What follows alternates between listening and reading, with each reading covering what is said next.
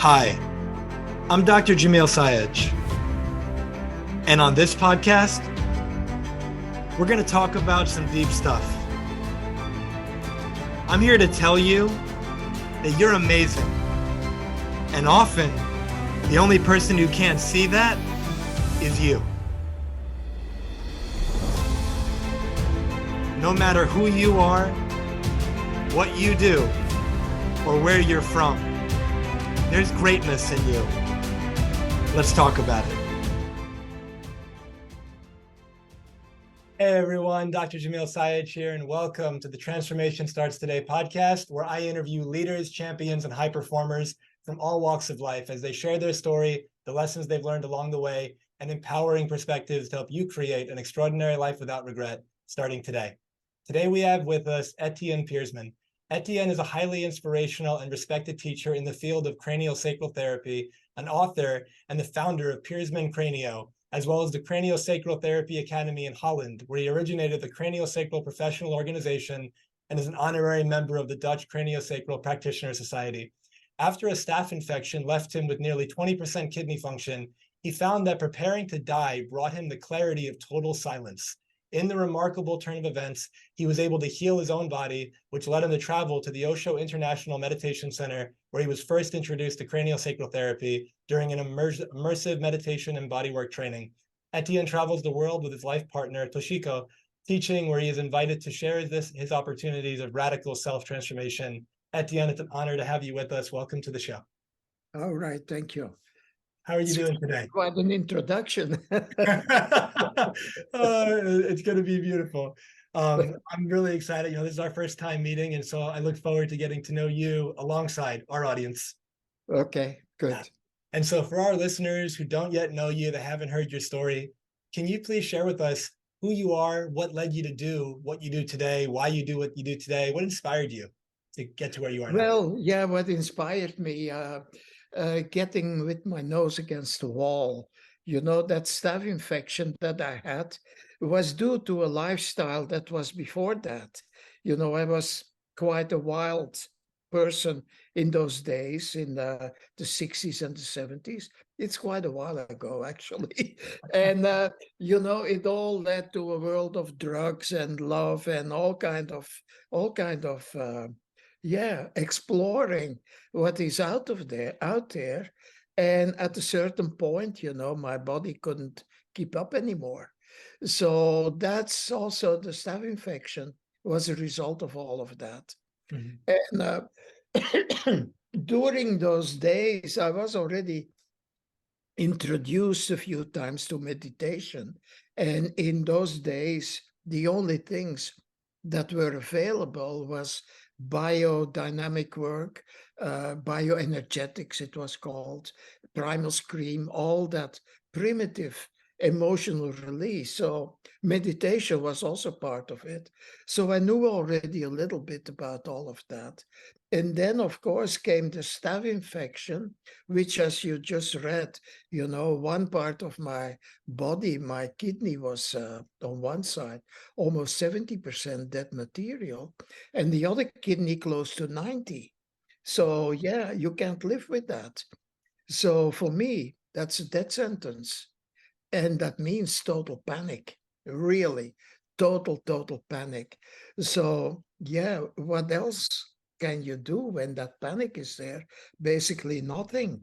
So yeah, I had no way out. And yeah, I knew how to meditate. So I started the meditation. And that's where the magic happened. After half an hour, total silence. Suddenly, everything turned around. The mind became quiet. I felt totally at peace, totally accepting that I was going to die. And the fun thing actually was the acceptance of all of it. I knew this was my lifestyle that led to that. And I was happy with it because that's the lifestyle I chose.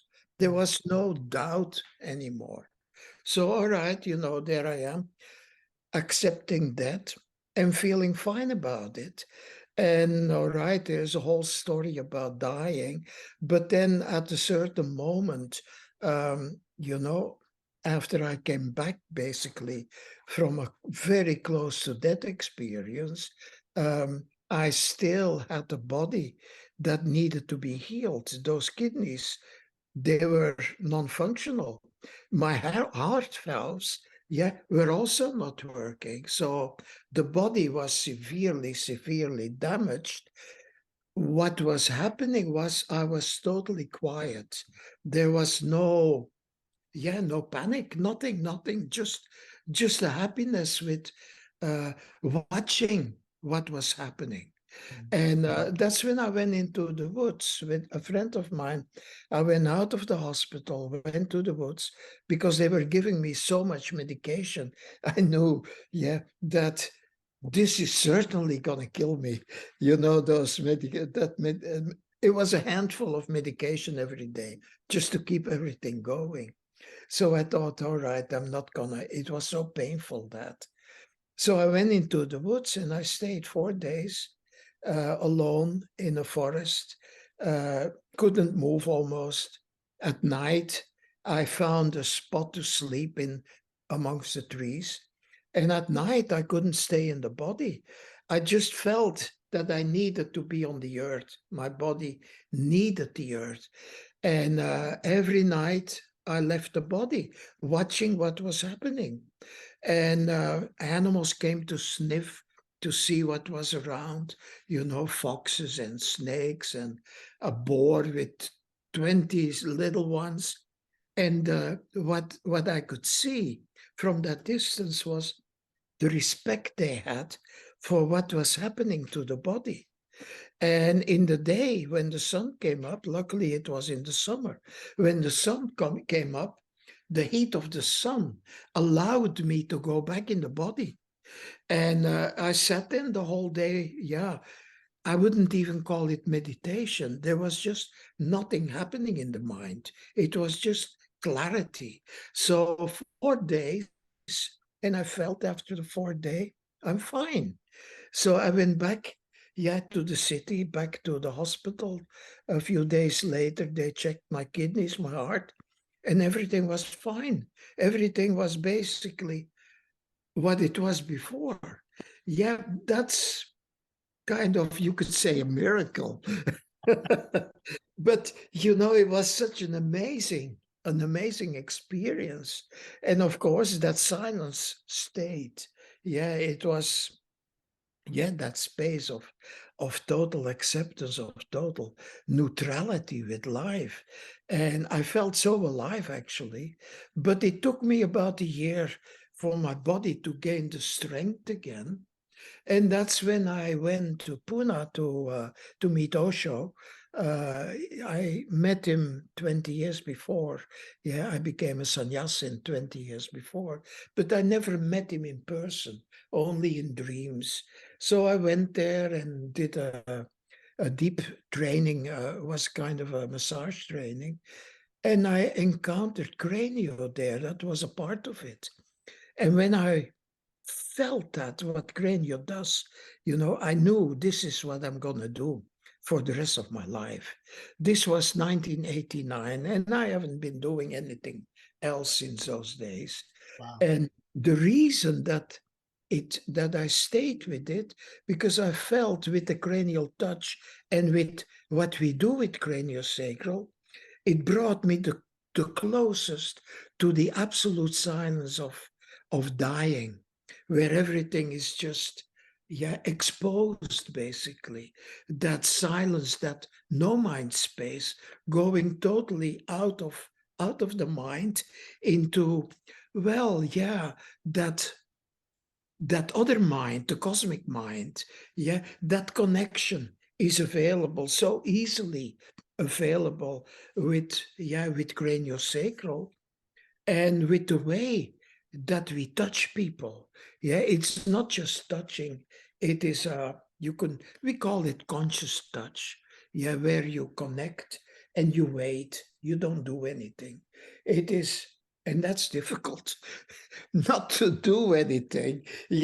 And of course you live in New York where everybody's so busy, but the conscious touch, that is basically the key to getting into a no mind space. Yeah, when you touch for about a minute and you become aware of what every finger and your hand palm, what they all are touching. Yeah, you cannot think at the same time. It's two worlds. Yeah, either you're in that total touch or you're in the mind or somewhere in between. But that's basically what we use to connect to a body. And of course, at the same time, after a minute, with conscious touch, your body starts to be flooded, yeah, with oxytocin, and the client also. And oxytocin is, yeah, that love hormone that creates oneness between mom and baby.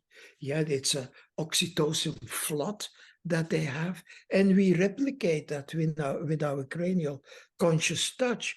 So you have two things at the same time happening. One is with the touch, the instant mindfulness. It happens instantly.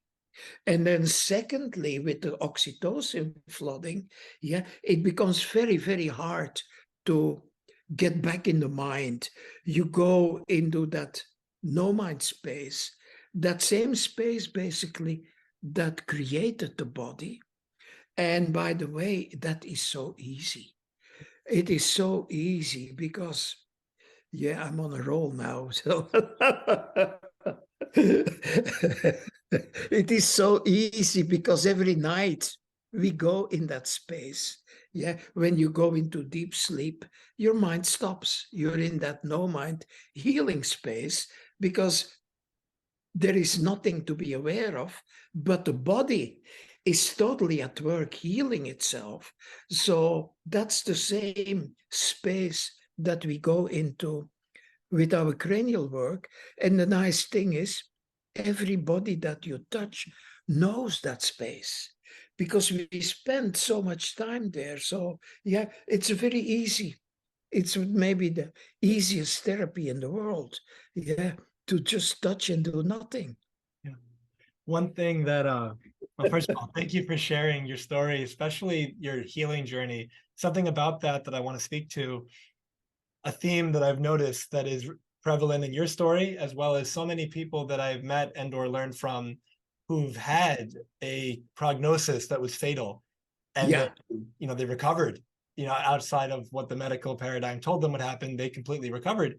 And it's that idea of that stepping into that space of acceptance, not battling and going to war, fighting, whatever it is. It's this pure acceptance of what is. And like you said, it's almost like you're falling in love with the moment. And yeah, from that space, you're okay with whatever happens. And the irony is, when you're in that space, you're more likely to heal. And so it's almost like the letting go of the fight is yeah, what's likely to heal you. But the yeah. persistence of the fight keeps the nervous system locked in this tense state, the fight or flight, and that's going to prevent that healing from happening to the degree that it could. And so Oh, that was yeah, one thing that stood out to me in your story. yeah.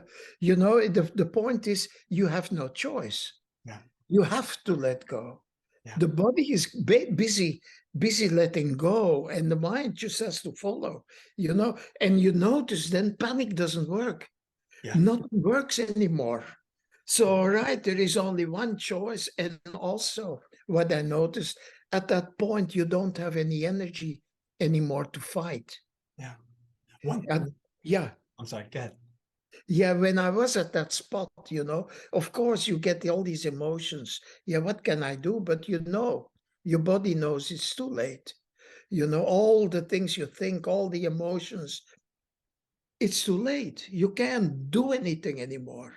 And I noticed that also in my practice, the people that really will change are the ones that tried almost everything. Yeah, Mhm. they tried this and that and such and so. And at a certain moment, they're just ready for something totally radical, totally new. Yeah, a let go state. Yeah, and that's what I had to experience.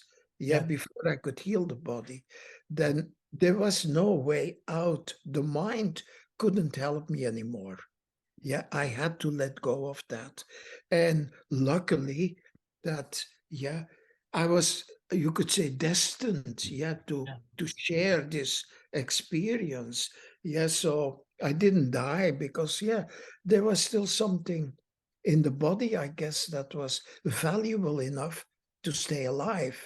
So, yeah, that prevented me from really Hmm. kicking that bucket. There are two recommendations I want to share with our listeners. So the first one, you used the word radical.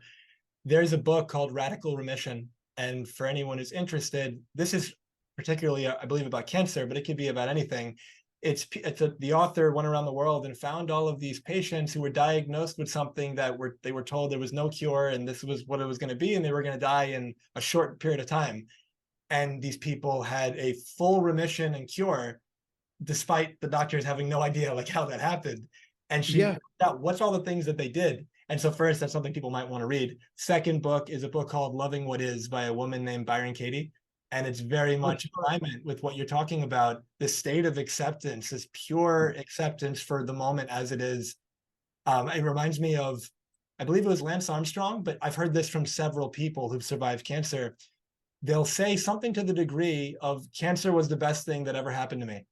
And people are very often surprised by that. And they'll say, how could this thing that in their mind is the worst thing that could possibly happen be the best thing that could ever happen to you? And these people will say, prior to the cancer, I was living my life unconsciously. I was like a zombie. I was just going through the motions and I kind of thought I was going to live forever. And then the moment I had my mortality, like right in my face, that, hey, like, you're going to die Question. pretty soon. Yes. And then you have that second chance. All of a Yes. sudden, every moment is a miracle. Every moment is magic. One more day, you want to like squeeze all the juice out of it and really live your life. And the beauty of this is all of our listeners, you don't have to get cancer or whatever the condition is to have that wake-up call. You can have it right now. And you Oh, can yeah. none of us, if I ask you a simple question, how much time do you have left? Every single person has the same answer to that question. I don't know.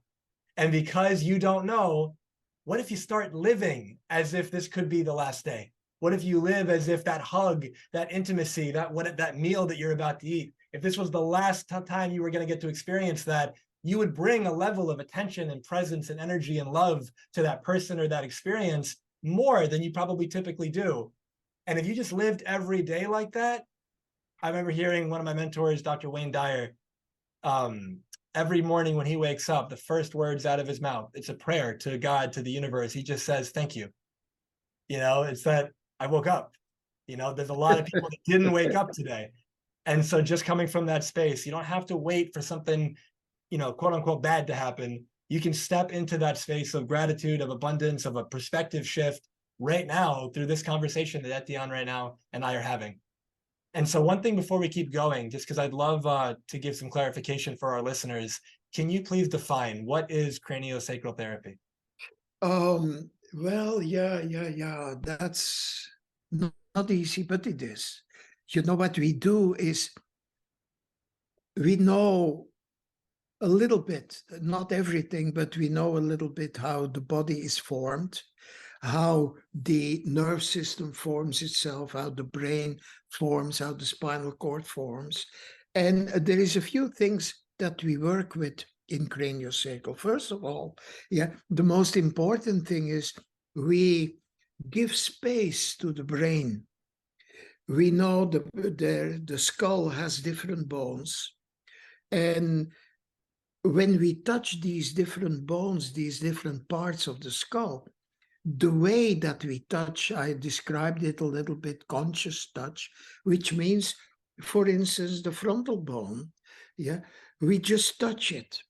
And of course, that's what we learn, how much pressure or how little pressure do you need to give. It's basically a touch that you become one with the bone. So nothing more, nothing less, just connecting to it. And then if you just wait, the bone itself, and that's a strange thing, but that's how the body works. The bone itself will adjust and find for that moment the best place possible. And we do that with every bone of the skull. And then you come to, a readjustment, because we all had to come through a channel that is too small. The birth channel. It's a bit too small, but that's how nature designed it. And then later, everything goes into place. But usually there is always one or two bones that need a little bit of help. So what we do is we readjust the skull, the bones of the skull, and we do the same with all the diaphragms in the body. On the spine, the spinal cord, the spinal column, there is different spots, and they're the same with everybody, like the respiratory diaphragm. And for instance, the respiratory diaphragm, when you go to school, and that starts at age 5 or 6, you enter into a totally different world. Basically your freedom of expression is taken away because you're forced to pay attention. And just the act of having to pay attention for the brain, where it comes from a state of survival. Paying attention in class is also minimal, but it is a state of survival. You have to pay attention, or that or is a big one. All kinds of stuff might happen to you. So paying attention alone makes your brain produce stress hormones. Now, if you go to school for 10 years, you get used to a certain amount of stress hormones in the body. And that's your neutral level, being with stress hormones. Now, for the respiratory diaphragm, there is another thing that comes with it. If you're in class and you're 5 or 6 years old, you want to express, you want to play, you want to move, you want to this, you want that. You're alive. And suddenly you have to sit still. You have to pay attention, you have to be quiet. And very soon you learn to be quiet. I just keep my mouth closed. I just hold my breath. And you start, breathing with a minimal amount of oxygen. And it happens unconsciously, but it brings your diaphragm after 10 years in a state of holding. And when that happens, the energy, the life force in your spine, has to go through a holding space. And there is a few of them in the spine that are all tight with everybody. So what we do is, that's the first thing, find these spaces, these places, and they're the same with everybody. Just hold them until the doors open up. And then naturally the life force, which goes up and down into the spine, is free. And then we open up the skull, and now the body, the brain, the person has access to the maximal life force available. And of course, the first thing the body is going to do is heal what needs to be repaired. It's on a physical level. That's the first thing that needs to happen. So basically what we do is bring clarity on a physical level, removing the barriers for the life force. But when you remove that on a physical level, the life force itself is gonna bring to the surface the shadows that people live with, and that's basically what I hear, what your work is, working with the shadows that people have that prevent them to be alive. When the life force starts flowing in the body, these shadows, and they're not the person's shadows, they're all brought in by other people, by education, by the parents, by what others tell you. They become visible, they come to the surface, and then you can talk about them. That's part of our cranial work. It's kind of a coaching, but with the hands still on the body and with the person still in that no mind space. So it is not a direct coaching with the brain, but more with that other, that other mind they have, that cosmic mind. So that's a little bit what we do. That's beautiful, especially with the part you were just talking about. I've gotten to experience craniosacral a few times in my life. And when I was in medical school, a great friend of mine, to this day, we're still great friends, he was a practitioner of that. And I'd never heard of it. And he gave me a few experiences. And for everyone listening, imagine, you're laying down, whether it's like a chiropractic table or a massage table or just on the ground, wherever you are, but you're laying down and the practitioner has their hands, you know, on your holding your head, but in different positions. And like Etienne said, very gentle, sometimes more pressure, sometimes less. And Yeah, it was such a relaxing experience. And I had some profound um experiences as a result of that experience. A lot of experience here. I had some profound experiences there that I'd never had before. And it was beautiful. And what you were just talking about, the shadow, let's say, in more like using my background with the mental and emotional release work and the NLP and the coaching, it's like the unconscious mind, let's say, there's something that's been suppressed for maybe years, decades, and it's coming up now because through the doors, let's say, like you said, that you're yeah, opening, the gates that you're opening, it's coming up now to be seen, to be heard. yeah, And then let's say they might start speaking and they're yeah, speaking about whatever it is that was suppressed. And as it's coming up, it's coming out and it's flowing out. And it's almost like it's getting drained away. And then the healing energy continues to come in, the body continues to heal. And I'd imagine the person is left in a very peaceful state that's far superior to the one they were in before from a healed perspective. yeah, totally. It's you explain it better than I do. So something else to your story, which I find really beautiful. You mentioned how, I'll put my hand on the part of the body, and then you said something to the degree but I just wait. Like I'm not trying to force something. And I Yeah, know in my own work, when I'm privileged to facilitate energy work for people in a similar way, the hands go on, and so it can be hands off as well. But the hand, I connect to them, and I wait, and I'll feel this in a way flow through me to them. But if I try to do it, if I'm trying to be like the one in charge and forcing it, I get in the way. But if I yes, put myself to the side and, like you said, get into the no mind space and allow it to come through, yeah, it's beautiful what happens. And so when yeah, we look at everyone, and regardless of what you do, everyone's probably heard of the flow state, whether through athletics or through anything. When you're in a state of presence where you're challenged to the point where it's just outside your capability, but you have to kind of rise to the occasion, there's this flow where you start operating at an optimal level. Your functioning is so heightened, but it doesn't really feel like you're the one doing it. It kind of feels like it's just happening so wonderfully. And if you tried, you'd be getting in the way, and you're just allowing it to happen. And we've all yeah. experienced it at various points. And if we allow that to happen more in our life, imagine what could happen. Yes, that's also the most difficult thing to do Yeah. because schooling makes us do things. Yeah, you have to make the grades. You have to be better than the other one. There is that competition, competition, competition, and all right, here, all that falls away. And that's the most difficult thing to do for a person to get out of that space and allow the body to take over. That's also, my main program is a radical empowerment program to learn craniosacral, where people in 2.5 months go through the whole program. We have 9 classes that happen there. Every class is 4 days. And so their physicality changes totally.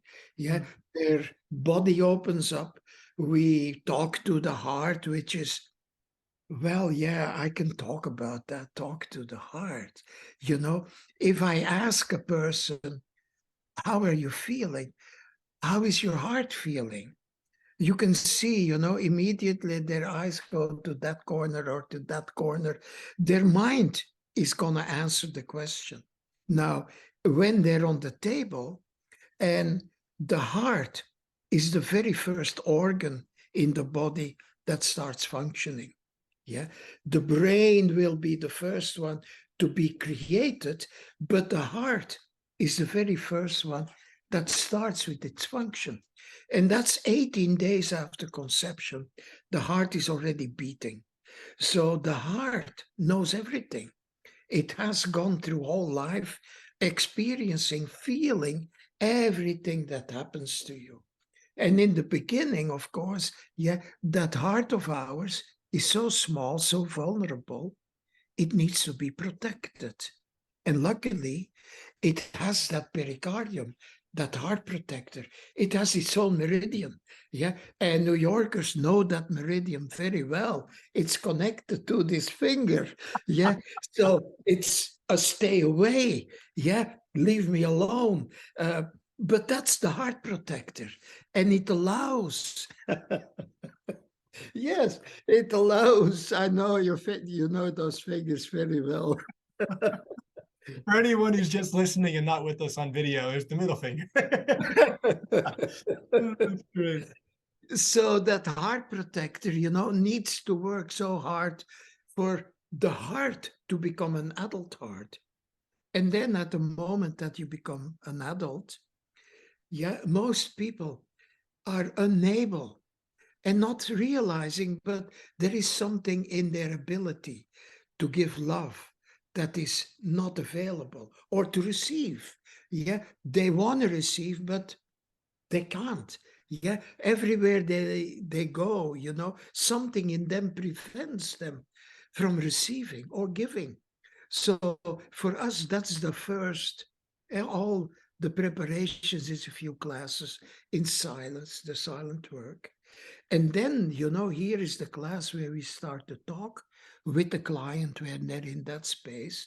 And we talk about their heart protector. We introduce and let them look, how thick is it? And of course, how do you want it to be at this moment? So love can come in and out. And that's quite radical. When they are able and they feel that they are able to change their own protection towards others, towards people, to let that love in and go out. That's basically, you could say, one of the foundations of my program, to open that heart up so that the person becomes real, not sitting behind a barrier, but becomes real. Their heart comes alive again. What would you say, in your experience, are some of the primary reasons why the barriers go up and why they have a hard time allowing their heart to give and to receive? And what do you find to be some of the tools that people can use to open up more and bring down the barrier? Well, the tools they can use. Yes, it is, going to a person like you to just look in, dive into what is happening inside, or with CranioSacral, it will pop up automatically. The body, you can't keep it down when you start opening up the doors. The reality of the body, its aliveness, will start popping up, will start coming up. And once that starts, there is no end to it. It's an ever opening up, an endless opening, an endless transformation, because that's one of the secrets of the heart. It's not only, and that's what we instill in people, that feeling, and it's not something new, it's something that they know. One of the tasks of the heart is to connect inside in the inner world. There is two worlds, the inner world and there is the outer world, which is vast. But the inner world is also vast, it's trillions of cells. And it is in a continuous state of flux. Every night, millions of cells are being replaced. Every night that happens, maybe trillions of cells are being replaced. Your body is continuously reshaping itself, recreating itself. And so the heart's task is to connect. Imagine, to connect to every cell in the body. Because every cell in the body needs what the heart via the blood is going to give them, the nurturing things like oxygen and glucose. Yeah, so the heart connects to every individual cell in the body. Wow. And that also happens in the outer world.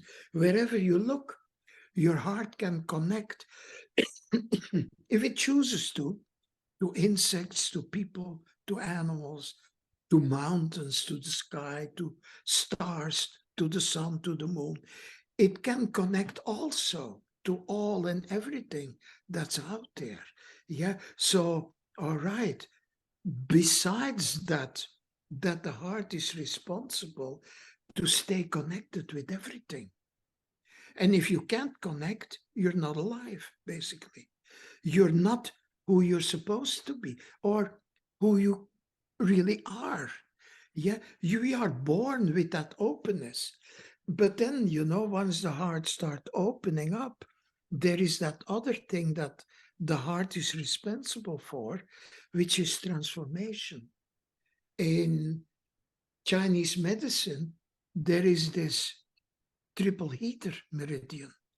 It describes our energy, and it's three spots. One is the energy you're born with, yeah, the energy that they call chi, yohara. We all have a different amount. The second aspect of energy is the energy you take in every day. That's the second part. It keeps us, going every day, the food that we eat, the digestion. But the third aspect of that triple heater is the heart. It's strange that it has to do something to do with your energy, but the heart in its function is able, that's what it's all about, to transform any energy that comes your way, anything, inside but also outside. The heart can transform anger. It can transform sadness. Yeah, if you meet somebody with anger, that's somebody that has anger. Yeah, if you meet them with love, yeah, so transformation happens, not only you, but also for the other person. So that's basically the beginning of our cranial course. Yeah, it's class 4, where we connect to the heart and the ability, the understanding that transformation, change is what we are all about. Yeah, there is a never, ever, ever ending change happening in nature. Yeah, that's the nature of consciousness. It keeps on changing and changing and changing, growing, becoming more and more aware. And yeah, when you open the heart, you open up that ability to the person that has that happen to them. And it might be instant, or it might take them a few weeks or months, or even lifetimes to realize that. But you open that up, and that's so much fun. That's so much fun to see the light go on in a person's eyes. Like, hey, I'm not stuck. I'm not, I can't get out of this mess. I love that. It's definitely fun. I know the feeling. And when I can see that. Yeah. I'd love to, because I asked you 2 questions at once, so my apologies. The first question I wanted to find out about, in your experience, especially when people are lying there and then things start coming up, Yeah. what have you found to be the shadow? What have you found to be the block? What was the experience? Because maybe our listeners can relate. What was the thing that shut that heart down or brought the barrier up and kept the love out? Well, the most important thing before that happens is, as a practitioner, your own shadows. Mm-hmm. Yeah. You cannot go through shadows of the client if you haven't gone through your own shadows. Yeah, it's basic. Yeah, it's a protective mechanism that you cannot go with the client if you haven't traveled the road yourself. Yeah, it's impossible. You don't dare. It's impossible to go there if you yourself are not open. So yeah, that comes before the shadows of the client. And then the main thing, it's always the parents. It's always the upbringing, it's schooling, it's always everything that somebody else told you how the world is. And it is not the way they told you. Yeah, they take away your chance to experience. Yeah, your chance to really experience the world as is, because you're filled with ideas that are not yours. Yeah. So yeah, that's basically the main thing that happens. It's interesting. You just reminded me of, so the word education or educate, I believe in Latin, it's educa, and it means to draw out from within. And so Einstein has a quote, I'm going to paraphrase it, something to the extent of education is not about filling somebody's head. It's about like drawing forth what's in their heart, like what's already there. And Yeah. so, that's a very interesting point, because I find that I've also seen in my own work, like you said, we grow up and as children, we're very impressionable. There's a perspective, I believe this is a Hebrew perspective, but I think many cultures have said it. Some variation of give me the boy, and this applies to women as well, but at the time it was like, give me the boy until 7 years of age and I will show you the man. Because if I can download into this child beliefs about themselves and about the world, Oh how man. life is, up until about 7, that personality is kind of like getting locked in. And obviously it can be changed after, but you have to be conscious of it. So in the beginning, it's in a way it becomes the program, it becomes the conditioning. And then you believe certain things about yourself and about other people, and this is the way life is. And like Etienne's saying, what if it's just not true? But everything is being built on a lie. And so you're living your whole life thinking certain things, and it's creating certain experiences. And then you go to see someone like Etienne, let's say, or myself, and you get exposed to a whole new way of seeing the world. Things start coming up, like Etienne's talking about, these shadows start coming up to come out. And you think, but what about this? And what about this? And this happened and that happened. And it's like, it's okay. And like allowing it to process, allowing it to flow out and bringing love to it, not fighting it, which is similar to your story in the beginning, the acceptance. Yeah, but that's what every religion uses, give them the children, and everybody gives them the children. And by the age of 7, they're either this religion or that religion or that religion. And it is, they pour it into the unconscious. Yeah, before that a child becomes really conscious, yeah, there is already a program in there. Yeah, that's what happens. I saw a video of U2, that music group, where they, in the background, they have the word belief, and then they cut it, and in the middle of the word belief, it says lie. That was so beautiful. I remember that. Yeah, yeah. Oh, that's not so powerful. And this goes with this. So in case our audience doesn't know, so our brain, there's multiple like brainwave states. And so there's gamma wave, and then there's beta, alpha, theta, delta. People might be familiar with some of these. Right now, as you're listening to this, more than likely, you're in a beta brainwave state, and you're going around and you're just very aware. You're active at what's going on. And as you drift into alpha, alpha is like more of like the daydream. It's very relaxed. And then sometimes the meditation. When you get into theta, theta is like there's hypnosis, there's deep trance, there could be sleep. And then your brain's always moving around. And so I bring this up because children up until around 7, they're in a theta brainwave state. And that's one of the reasons why they can learn so quickly. They're basically in hypnosis. They're in this like sponge absorption phase where whatever they see, you do. They model meaning they base their behaviors based on what you do. But then whatever you teach them, whatever they learn, that becomes like written in the programming. So this is true.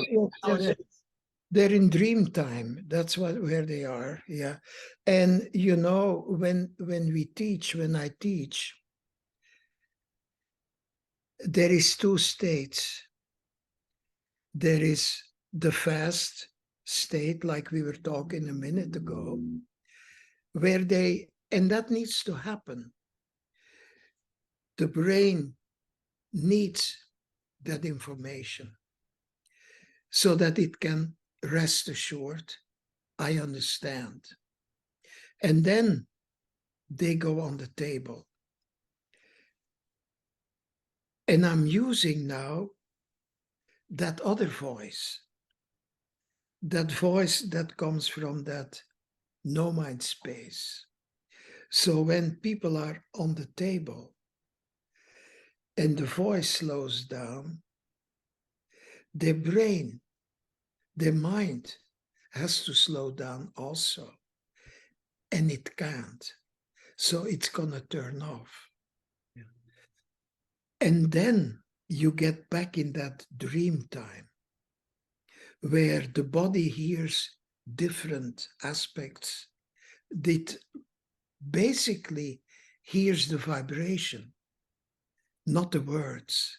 The words are mind. Mhm. The vibration of the words, that's what really matters. And that's what the body understands. So our teaching happens in those two spaces. Yeah. The mind needs to know, it needs to happen, it needs to understand what is happening. Like my voice is now a mind voice. And then also the other part of the body, the dreamtime body, yeah, that we call it the no mind space. Yeah. That also, that's where, as you said, that's where deep learning happens. Yeah, where the body really gets it, and the brain just comes along, because it understands, so it lets it happen. Mm. Can you expand on, we've talked about it a little bit, the no mind state. Can you expand on that? Anything you'd like to add? Well, yes, it's meditation. Yeah, you try to go in meditation, and then your mind is busy doing all kinds of stuff, going over, did I pay this? Did I turn off the gas? Oh, yeah, my keys are in my pocket, whatever. Oh, I shouldn't have said that or that to my girlfriend. All these things are happening. And that's the mind unraveling. And that is endless. That is endless. Now, what we do with our conscious touch, and this is basically quantum physics. But if you connect two bodies, one body's energy is one body's energy. If you're meditating, you have that energy available to go clean out whatever is in the way for the life force to happen by itself. You have only your energy. In deep sleep also, cleaning the body, you have only your energy available to clean the house. That's what it is. But if you consciously connect, which is this, that's a conscious touch. The person that's doing that, the practitioner, just becomes aware of what it is you're touching. It connects to the body itself. And at that moment, and this is the power of oxytocin, that hormone that the hypothalamus creates it. Yeah, it is the hormone that creates love, basically. It's the hormone that makes two people, a mother and a baby, into one energy. And we use that because that's what the body is going to do. Every time you connect consciously, that happens, you start being flooded. So at that moment, and that's one of the things that oxytocin also does, it turns off the mind. That conscious touch, becoming aware of what it is you're feeling, also turns off the mind. And then we have a few little tricks, like one of the very easy meditation tricks we use is, all right, now relax your jaw. Just relax that jaw. And then the body, the locus coeruleus part of the brain, stops producing norepinephrine, that's stress hormone. So we have a few tricks that we put on top of each other to get to a space. And that's what I call going through the eye of the needle. Yeah, going through, suddenly you're in a no mind space. And what is a no mind space? Total clarity, nothingness. And it is so much, so deep, so wide, so empty that the mind cannot grasp it. The mind cannot observe it. It's too big for the mind. So you cannot really talk about it. You can, indicate or talk around it like I'm trying to do now, but it is so empty. Yeah, and as you say, the result, you had a few sessions and Yeah. there is this wow effect. What is this? Yeah, and that's meditation. And for us, being connected makes it so much easier to go in that space, easier than just sitting on your own. It's something very interesting I find is so often we're not aware of the tension, sometimes subtle tension, that we're carrying in our body. You know, right when you said relax your jaw, I recognized that I was clenching my jaw. And then I I and then, saw it. I saw it. and then I relaxed it. And you know, maybe some of our listeners, maybe your shoulders are hiked up right now and you're not even Oh, yeah. and then you exhale and they drop several inches and you go, oh wow. You know, Yeah. maybe your posture isn't great right now and it's causing tension in your back and you're not aware of it. And then right when you fix it, so much can shift. Like the subtle shifts can make really profound differences. And so I would love it for you can if you could share with us. Some of our listeners right now are listening and they're probably thinking, you know, maybe I could find somebody nearby who does craniosacral. I'd love to experience this. Could you share with us some stories, some impactful experiences that you've had with people you've gotten to work with so people get an idea of what to expect, what kind of results might happen? Oh, yeah. The, well, it's a little story and it's so beautiful. There is this boy, dyslexic, meaning he can't read. He's 7 years old. He has such a hard time reading. And of course, when that happens in school, every kid has problems with that. Mhm. Of course, well, I was going to make a joke about New York, but New York, they're fast with reading, but the parents force them already when they're 3 years old, I guess, to start reading. But anyway, this kid, I've been there myself. I was a teacher myself for kids. So I've seen it, and I was in class also. And when one kid is really struggling, everybody's anxiety, yeah, they all start laughing, and the teacher even goes also with it. So this kid, when he's really struggling, he's gonna have to get even. So at a certain point, these kids are, laughed at, and they're gonna become bullies usually. Yeah, but anyway, that's another story. But okay, this kid comes and I tell him, okay, tell mom I can help him. And I know when this bone here, there is a bone right on the right side, the ear is connected to it, the temporal bone, the right one. If that is stuck, that's the place where the brain picks up reading. That's the spot right there, the temporal lobe, where the center of reading is happening. So if it is stuck, you are not going to be able to read.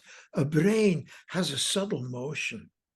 Just like trees move in the wind, the brain has a subtle, very subtle rhythm, but it needs to have that. And if it's stuck, that area doesn't work too well. So, all right, I knew that. I knew also we have a technique where we connect to the ears and we give a very light pull. And there is a membrane inside, one of the cranial membranes, and that part of the brain is sitting right on top of it. So if the membrane is stuck, it's also going to prevent that part of the brain to move. So I knew when I do that, it's going to start moving and he's probably going to start learning again or reading easier.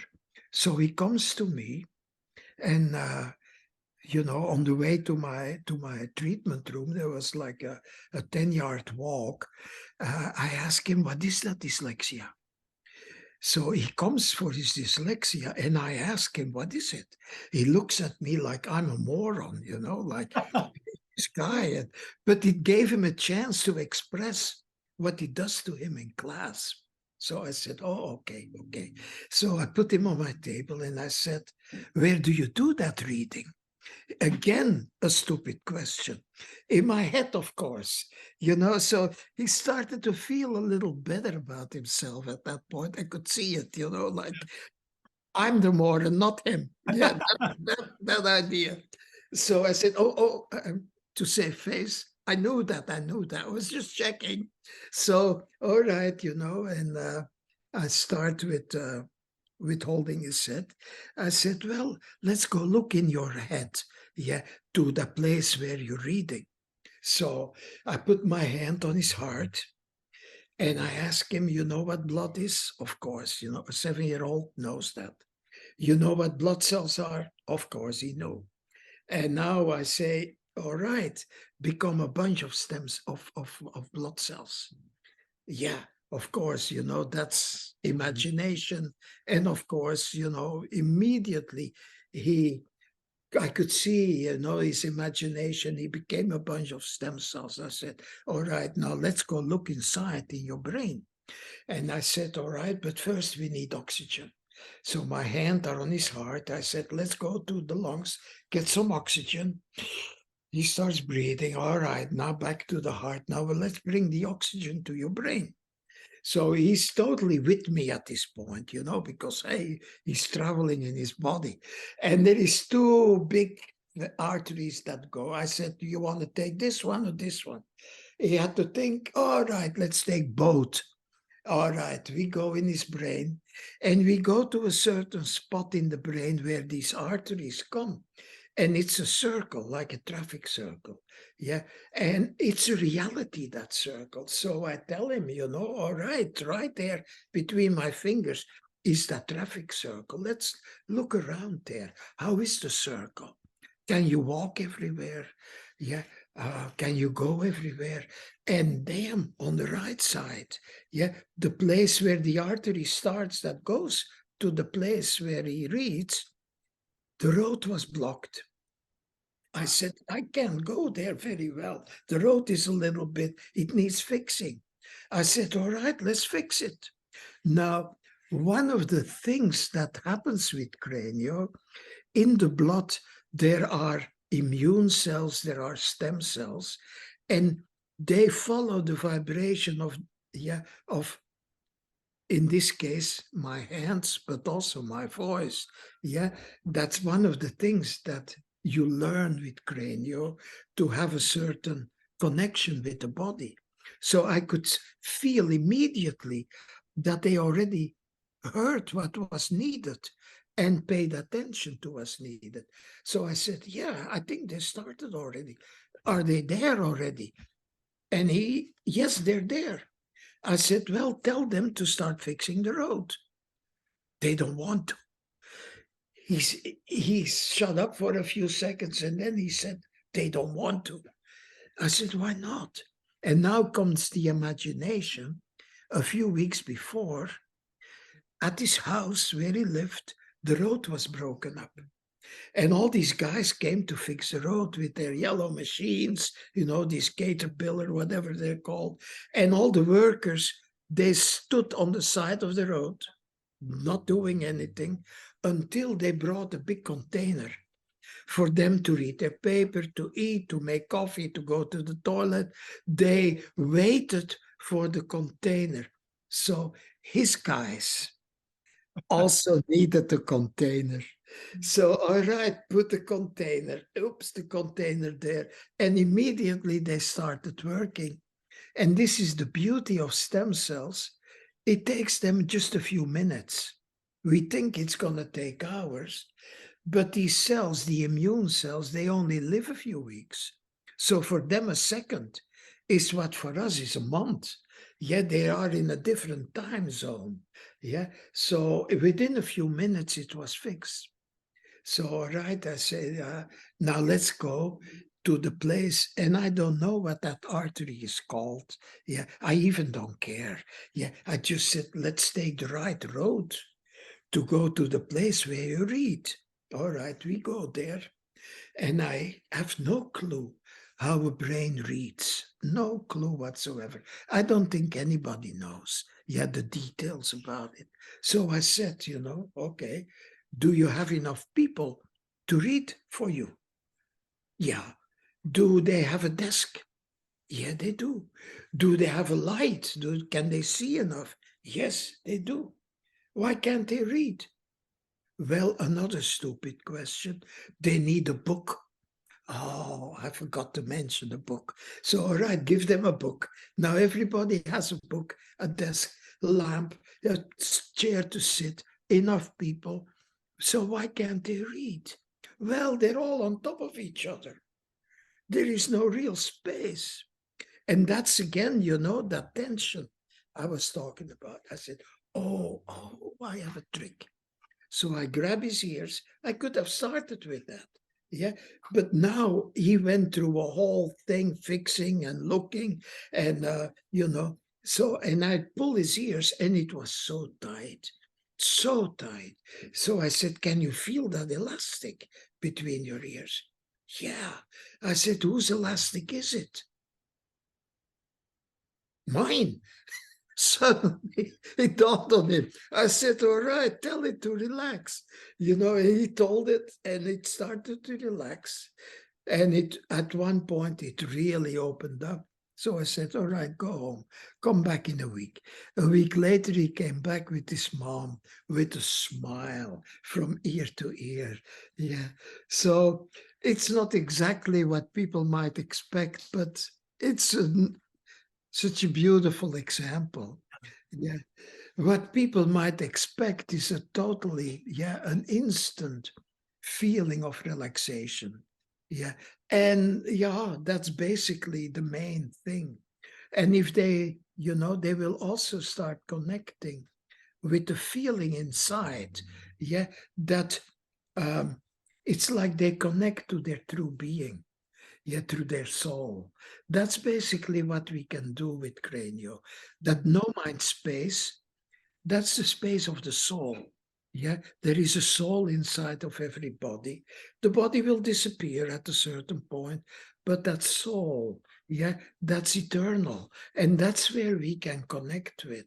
And that soul takes over at a certain point.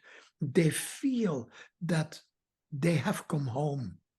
And that if they keep at it, their life will, whatever problem there is, they feel there is an answer there.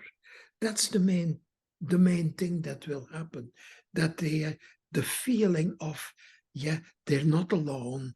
There is an answer, whatever it is, but there's an answer. They start feeling a kind of groundedness in themselves, that they haven't known before. Yeah. Wow. I so love that story, Etienne. First of all, I want to just acknowledge you. For anyone who's fortunate enough to be watching video right now, you'll see the entire time Etienne has such a beautiful soul. He's got a wonderful presence and energy to him. And in that story, one theme that I saw that was so wonderful that I think everyone can apply to their life, there was that moment where the road was blocked and were the workers there? Yeah, but they're not working. Why? And there's no container. And then so every time he gave you like a roadblock or a challenge, a hurdle, a blockage, you were able to be flexible enough to move with it and to still get to the other side. And I think in our lives, if we're not flexible, we're being rigid. And if we're being rigid, it's like, it's got to be a certain way. It's got to be my way and the way that I thought it was going to happen. And if life is not unfolding that way, you usually get frustrated. You get disappointed. But what if you could move with it? Oh, okay. So I heard a no. I heard the disappointment. I heard the why it's not going to happen. And I can shift and I can move with it to still get the end result. Still get where I want to go. And I think that in my own work, when I've had the beautiful moments of getting to do that myself, I think it's the sign of somebody like yourself who's truly put in the time to become a master at your craft, that when somebody shows up and there's resistance in some way, you don't meet the resistance with resistance. You're meeting Yep. resistance with a full acceptance, and then it works. It opens up, which Oh is yeah. fantastic. If you could please share. So the foundation of this podcast, the foundation of my work, is to help people create an extraordinary life without regret. If somebody were asking you, how do I do that? How do I create an extraordinary life without regret? How would you advise them to do that? Well, go to somebody, go to a person like you, Dr. Jamil, or to a craniosacral person. Yeah, don't go at it alone. Yeah, for some people, they have to do it alone. But we're social creatures. Yeah, we're here to help each other, to hug each other, to give a hand to each other, to even give advice or help people to go through their stuff, and people like you and me, uh, we we have traveled the roads. Yeah, we know how to, yeah, guide people, or rather to bring out the inner guide. Yeah, everybody inside knows how to live their life. Yeah, nobody can tell you how you should live your life, but yeah, sometimes you need a little help to discover that you have it inside. You are your own guide. Yeah. And to bring that out, that's a joy. Yeah. To see people at a certain point, yeah, open their wings and fly. Yeah. Like a bird. Yeah. They, at a certain point, they have to leave the nest. Children also, at a certain point, they have to, yeah, go on their own. And that's also what we do. Yeah, we help people to feel confident about themselves again. Yeah, and not be stuck in yeah. You just reminded me of, oh, please go ahead. Yeah, we all take it so seriously. The whole our whole life, it's so serious, having to make money and all that stuff. And that's a disease. Seriousness is such a disease. Yeah. Hmm. I love that. There's a distinction I share with people, that seriousness versus sincerity. You can take life sincerely and not be serious. You can have a lot of fun. It can be important, and you can have so much fun along the way. And very often we talked about these beliefs that we have as when we're younger. And at some point or another, so many of us learn that once you're a quote unquote adult, that means something. Like, you got to be serious now. There's no more time for games. But the thing is, human beings, I like to say children are children, but adults are just big kids. And, what's the distinction? Where's the line drawn between a kid and an adult? We as a society, we make up a number and we say, oh, at this point, you're an adult. But that's arbitrary. It's all just you. And so when we come from that space, what if you could live a life filled with play, filled with fun, filled with enjoyment, filled with fulfillment, and you took it sincerely? Yeah. Oh, you can have, I remember hearing Denzel Washington, the actor, he was giving a commencement speech at a university. And he said something to the extent of, we can't help getting older, but we don't have to get old. That's good. You get older, that's an age thing. The body is just progressing through time. Oh yeah. Old is like a mindset. There are people that are in their teenage years or 20s, but when you're in their presence, they feel old. There's like a rigidity. There's a seriousness to them. And then there's people that we know 70, 80, 90, even over. There's a playfulness, there's a joy, there's a youth to them. And that's not an age thing. That's a choice that we can make moment to moment to moment. Absolutely. And at one point, it's not a choice anymore. You become a kid again. Yeah. My girlfriend says that a lot to me. Yeah. She's in the background here listening. When you were sharing, there's a reminder came to me. The movie The Wizard of Oz, for anyone who's seen it, there's a scene at the end.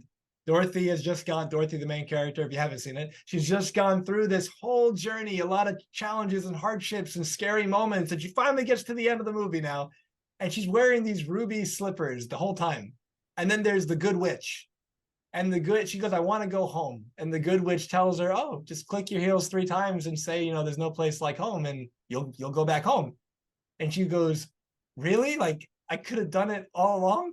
And she says, you always had the power, my dear. You just had to see it for yourself.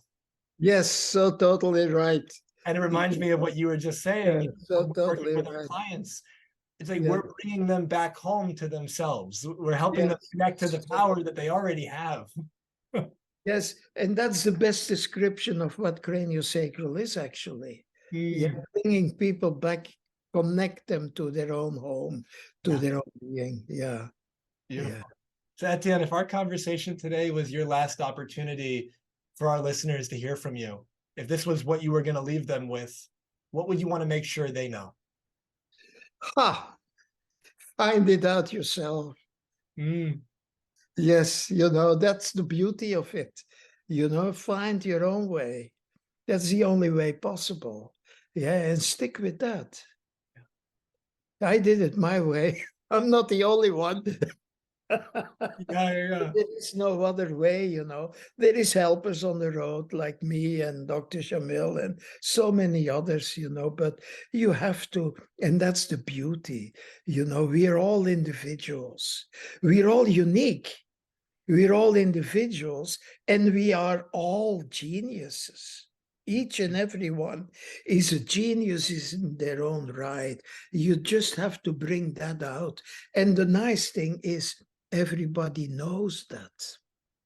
Everybody knows how brilliant they are. Deep inside, it's that jewel, and it just needs to be polished. And of course, once in a while, you need some help. I needed help at certain points.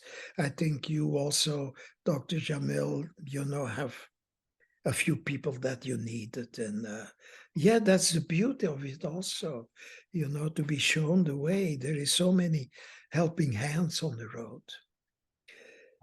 It reminds me of another Einstein quote. Everyone's a genius, but if you judge a fish by its ability to climb a tree, it will live its whole life thinking it's stupid. It doesn't work. And so in that same way, you mentioned, My Way, and it just reminded me, I love to sing. And so there's a Frank Sinatra song, My Way. Yeah, of course. Yeah. And then Elvis Presley did a cover of it that I really love. And if you Google the lyrics of that song, it's living a life my way. And so everyone listening, there is a life that would be a life on your terms. There would be a life that at the end of your life, whenever that is, when you were looking back, you could look back with pride and say, I made that life. And I'm happy. Yeah, there was challenges, there were twists and turns along the journey, but I did it my way. And very often I find when people aren't fulfilled with their life, it's because they haven't slowed down to really understand what is my way, and they're busy living somebody else's version of their life. They're living somebody else's way, whether it's parents or society or the culture they grew up in. There's these expectations that are put on them that you need to be a certain way. But the truth of the matter is, you wake up in the morning, you look in the mirror, what's looking back at you? And is whatever's looking back at you proud of who you've become? Or is it saying to you, what are you doing? How many more days are you going to keep living this life? And if you can recognize that and you can honor it and you can shift how you're being, you want to look in the mirror and just say, I'm so proud of you, and mean it. You want to look in the mirror and feel that heart open up of just, look how far you've come. Look where you were before and look where you are now, and you're so much further along the journey. And if you can say that, you're living life on your way, and regardless of how long you're here in this physical existence, you're living a life without regret because you're doing it your way. And so if you haven't slowed down to check in with yourself, what do I really, really want? What would I love? I strongly encourage you to do that. Beautiful.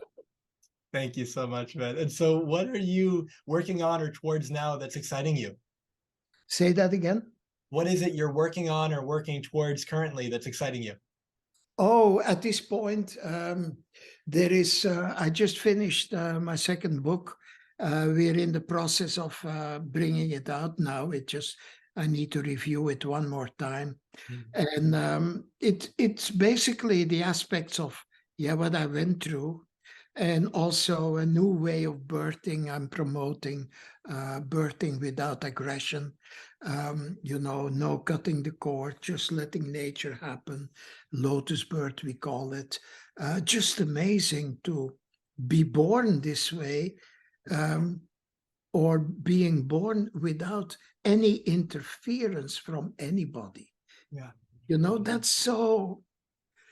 Where did they get the idea that when a baby is born, they immediately have to use a scissor to disconnect it from their mother, from their placenta? Yeah. By doing that, that placenta and the umbilical cord, they're filled with stem cells, and stem cells are the building blocks of life. Yes, stem cells can create any organ in the body, can create millions of cells, and to disconnect you basically from your spare parts for the rest of your life, is one of the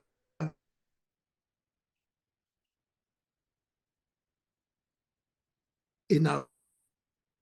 So that's going to be in that book, the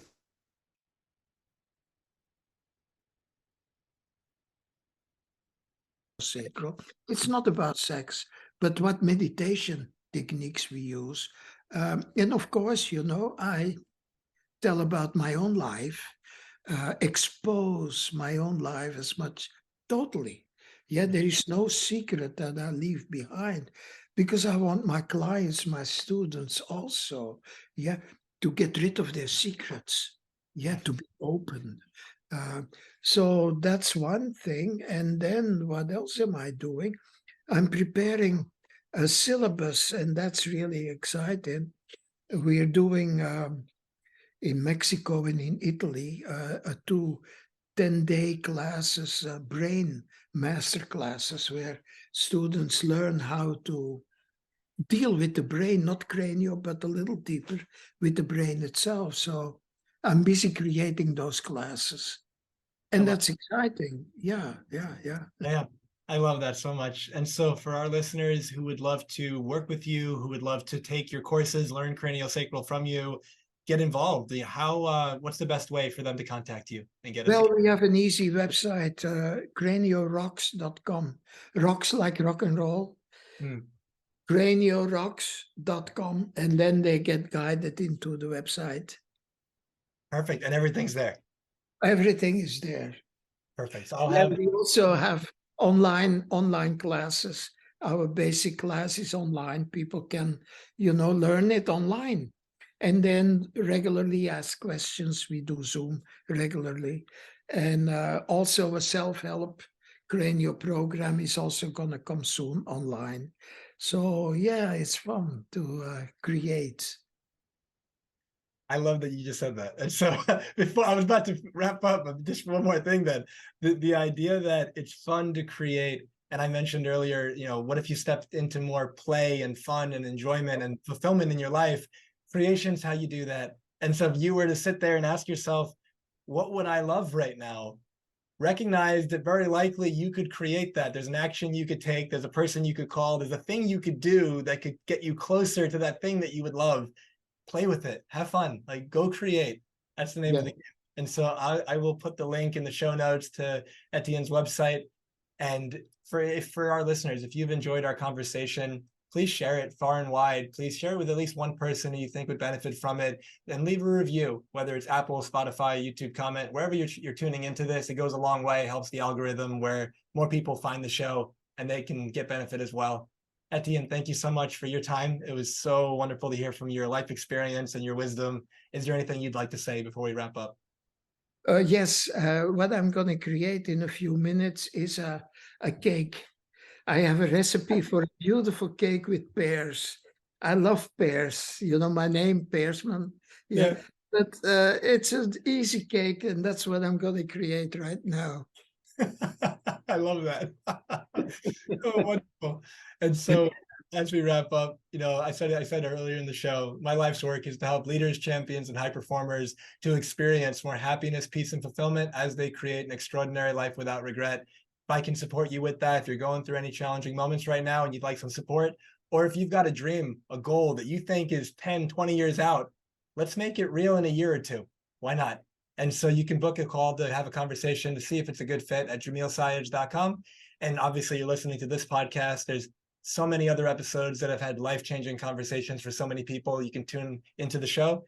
And if you're looking for content, I've been putting content on social media probably since 2015 or so, almost 1,000 pieces of content at this point, videos, blogs, quotes, all these things that are free, helpful, and I'd love for you to check them out. You can look at Dr. Jamil Sayed on Instagram and Jamil Sayed on Facebook and LinkedIn. I'll have all the links in the show notes below, as well as the links to connect with Etienne.